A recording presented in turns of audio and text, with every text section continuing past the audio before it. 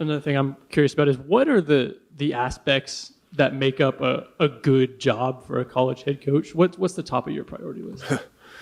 I wasn't ready for that one. I think that's evolved and changed, and there's different things in it. I've said to you guys a couple years ago, I think, and this was before Cap, but I said, I think that it's going to move to, people used to say, okay, when people wanted to hire you or something and interview and what questions do you have, what are your concerns? Okay, people used to say, facilities, how many practice fields, those things. And I said, I don't think, I think that's changed. It's going to change, and it's going to be how much NIL do you have?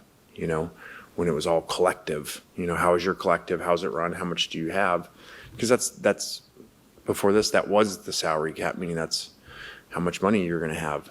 And I know some people sometimes think, well, okay, that's not a big deal, but just look at professional sports when it's not the same, like baseball and the payrolls, and over time, who wins and who doesn't win. And somebody may have outlier years once in a while, but and so now that's a little equaled out, but there's still, how much are you giving to Rev, to your football program, and then how much do you have collective wise? I think it's a big question, but people will talk about it's narrowed, like I heard Coach Saban say, and some stuff has narrowed, and as I referred to, because you can't stockpile, at those whatever blue bloods you want to call it or refer to it.